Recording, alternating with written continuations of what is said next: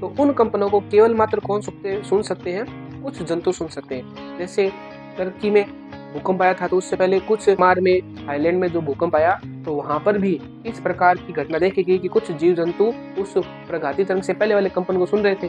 Microphone क्या करेगा, ध्वनि संकेतों को विद्युत संकेतों में बदलेगा, और एम्पलीफायर क्या करेगा, इन विद्युत संकेतों को परावर्तित कर देगा, यानी आवृत्ति मान लो बढ़ा देगा, ठीक है, इनकी पावर बढ़ा देगा। और जो स्पीकर है वो क्या करेगा, वो जो उसे विद्युत संकेत मिले हैं उसे वापस ध्वनि संकेतों में परिवर्तित। आपने जो सोनोग्राफी नाम सुना है, वो एक तरीका का पराश्रव्य ध्वनि से चलने वाला ही यंत्र है। हेलो बच्चों, ध्वनि की ये हमारी 5वीं क्लास है, और इस क्लास में हम 3 टॉपिक देखेंगे। पहला टॉपिक है हमारा श्रव्यता का परास, यानी हम कितनी आवृत्ति की ध्वनि, कम से कम कितनी आवृत्ति की ध्वनि और ज्यादा से ज्यादा कितनी आवृत्ति की ध्वनि सुन सकते हैं।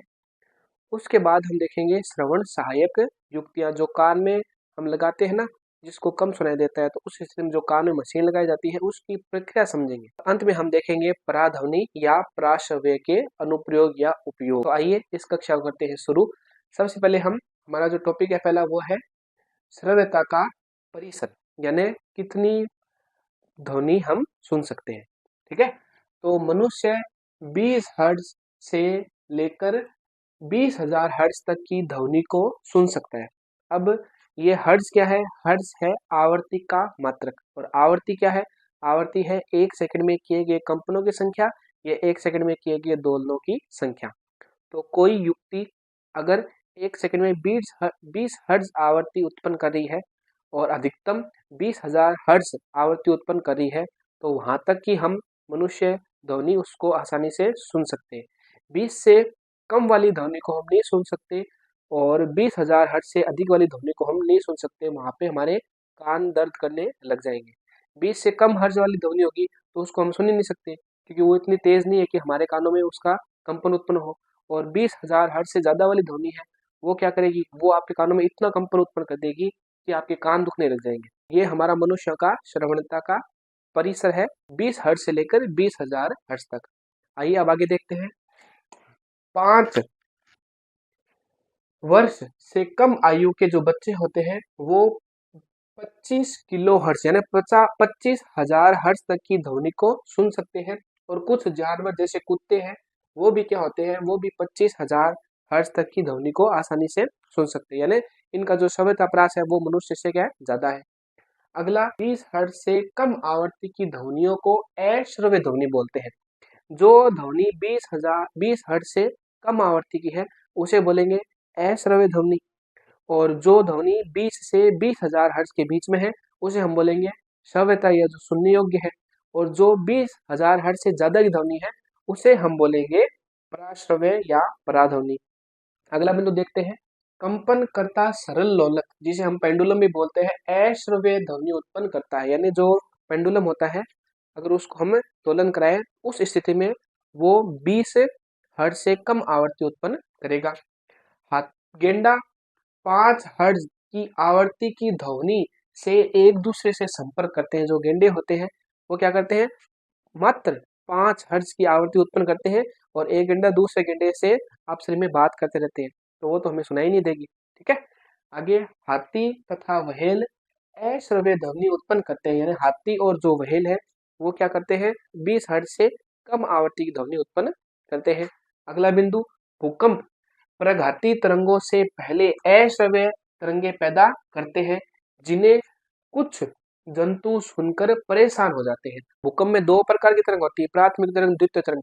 तो जब द्वितीय तरंग या मान लो प्रघाती तरंग उत्पन्न होती है, उससे पहले कुछ कंपन शुरू हो जाते हैं, तो उन कंपनों को केवल मात्र कौन सुन सकते हैं, कुछ जंतु सुन सकते हैं। जैसे टर्की में भूकंप आया था, तो उससे पहले कुछ जो पक्षी थे वो झुंड में साथ साथ एक गोल घेरा बना के वहां पे उड़ने लग गए थे, वहां पे देखा गया था।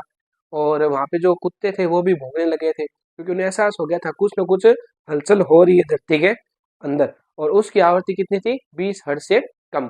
तो जंतु ही उस भूकंप आने वाली जो प्रघाती तरंग है उससे पहले की जो तरंग उत्पन्न होती है उसे जंतु सुन सकते हैं।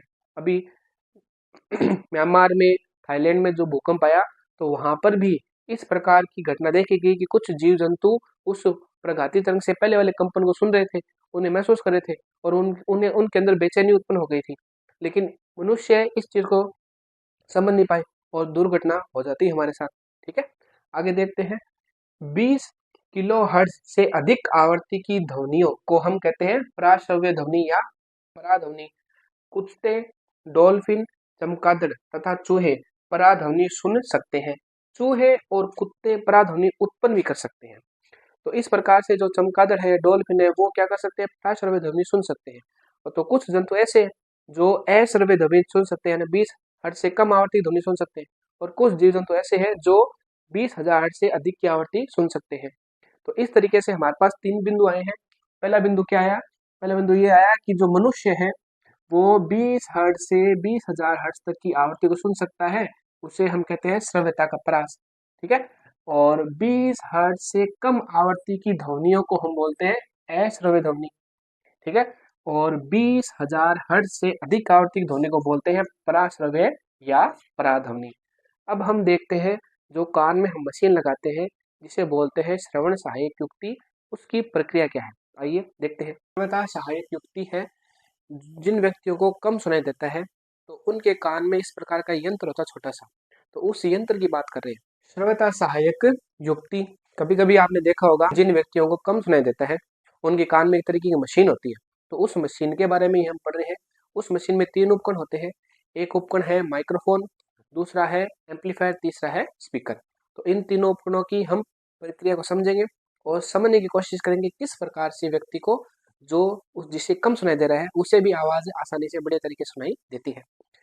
तो यहाँ पे जिन लोगों को कम सुनाई देता है उन्हें यह यंत्र जो बैटरी से चलने वाली एक इलेक्ट्रॉनिक युक्ति है की आवश्यकता होती है। तो जिन लोगों को कम सुनाई देता है तो उन्हें कान में एक मशीन लगानी पड़ती है जो बैटरी से चलने वाली एक इलेक्ट्रॉनिक युक्ति है। ठीक है, आगे देखते हैं। इसमें छोटा सा माइक्रोफोन, एम्पलीफायर व स्पीकर होता है। तो इसमें 3 प्रकार के उपकरण होते हैं। देखते हैं इनकी प्रक्रिया क्या क्या है। जब ध्वनि माइक्रोफोन पर पड़ती है, जैसे आदमी कोई बोलता है तो सबसे पहले ध्वनि कहाँ पहुंचेगी, माइक्रोफोन पर पहुंचेगी। तो वो माइक्रोफोन देखो क्या करता है, तो यह यानी माइक्रोफोन ध्वनि संकेतों को विद्युत संकेतों में परिवर्तित कर देता है। तो ये इलेक्ट्रॉनिक युक्ति है। जैसे ही आवाज माइक्रोफोन के ऊपर पड़ेगी, गिरेगी या माइक्रोफोन की तरफ पहुंचेगी, तो माइक्रोफोन क्या करेगा, जो आवाज उसको मिली वो तो ध्वनि संकेत है ना, माइक्रोफोन उन ध्वनि संकेतों को विद्युत संकेत में बदल देगा। ठीक है, फिर देखिए एम्पलीफायर इन विद्युत संकेतों को परिवर्धित कर देता है। तो एम्पलीफायर का क्या काम है, एम्पलीफायर इससे जो विद्युत संकेत इसे मिला है इसे क्या कर देगा, परिवर्धित कर देगा, यानी इसकी एक तरीके से आवृत्ति बढ़ा देगा। ठीक है, आगे देखते हैं। ये संकेत स्पीकर द्वारा ध्वनि को तरंगों में परिवर्तित कर दिए जाते हैं। माइक्रोफोन क्या करेगा, ध्वनि संकेतों को विद्युत संकेतों में बदलेगा, और एम्पलीफायर क्या करेगा, इन विद्युत संकेतों को परावर्तित कर देगा, यानी आवृत्ति मान लो बढ़ा देगा। ठीक है, इनकी पावर बढ़ा देगा। और जो स्पीकर है वो क्या करेगा, वो जो उसे विद्युत संकेत मिले हैं उसे वापस ध्वनि संकेतों में परिवर्तित कर देगा। तो इस प्रकार से ये तीनों उपकरण काम करेंगे और ये ध्वनि तरंगे कान के डायफ्राम पर आपतित होती है तथा व्यक्ति को ध्वनि साफ सुनाई देती है। तो इस प्रकार से 3 प्रक्रिया हो रही है, माइक्रोफोन, एम्पलीफायर, स्पीकर। माइक्रोफोन ध्वनि संकेतों को विद्युत संकेत में बदलता है, एम्पलीफायर जो विद्युत संकेत उसे मिले हैं उसको परावर्तित कर देता है, और लास्ट का जो उपकरण है हमारा स्पीकर वो क्या करता है, वापस जो विद्युत संकेत मिले हैं उसे ध्वनि संकेतों वापस से बदल देता है, और वो ध्वनि संकेत हमारे कान के डायफ्राम पर पहुंचते हैं और हमें जो व्यक्ति बोल रहा था उसकी आवाज एकदम साफ सुनाई देती है। अब हम बढ़ते हैं अगले टॉपिक की तरफ जो है पराध्वनि के अनुप्रयोग। पराश्रव्य पराध्वनि के अनुप्रयोग, यानी जो ये ध्वनि होती है जिसकी आवृत्ति होती है 20,000 हर्ट्ज से ज्यादा, उसे हम बोलते हैं पराश्रव्य ध्वनि। इस प्रकार से हम यहाँ पे लिख देते हैं कि जिनकी आवृत्ति कितनी हो, 20,000 हर्ट्ज, 20,000 हर्ट्ज से आवृत्ति ज्यादा है वो होती है पराश्रव्य ध्वनि। और उन ध्वनियों का उपयोग कहाँ कहाँ होता है, इन बिंदुओं के माध्यम से समझते हैं। इसका उपयोग उद्योगों में धातु के इलाकों में दरारों या अन्य दोषों का पता लगाने के लिए बिना उस धातु को नुकसान पहुंचाए किया जाता है। तो सबसे पहला उपयोग इसका क्या है, ये है तो ध्वनि और इनकी आवृत्ति है 20,000 हर्ट्ज से ज्यादा, लेकिन इनका उपयोग जो धातु होते हैं उनके अंदर से गुजरा जाता है। अगर कहीं दरार हो तो उसका पता चल जाता है, और कहीं दोष कोई हो और कोई प्रॉब्लम हो और कोई समस्या हो तो वहाँ पे ये पराश्रय ध्वनि बता देती है कि इस प्रकार की समस्या इस धातु के अंदर है, या कोई मिलावट हो धातु के अंदर तो उसका पता चल जाता है। अगला उपयोग देखिए, यह उद्योगों में वस्तुओं के उन भागों को साफ करने में उपयोग की जाती है जहां तक पहुंचना कठिन होता है, जैसे सर्पिलाकार नली, विषम आकार की मशीनें। तो इन ध्वनियों का उपयोग हम धातुओं के उन हिस्सों को साफ करने के लिए उपयोग में लेते हैं जहां तक हम नहीं पहुंच पाते। ठीक है, तो अगर ये ध्वनि वहां से गुजारेंगे तो वो ध्वनि की ताकत इतनी ज्यादा होगी कि ये उस इलाके को साफ करके निकल जाएगी। तो सर्पिलाकार कोई मान लो नली है या विषम आकार की कोई मशीन है, तो उनको साफ करने के लिए इन पराश्रव्य ध्वनि या पराध्वनियों का उपयोग किया जाता है।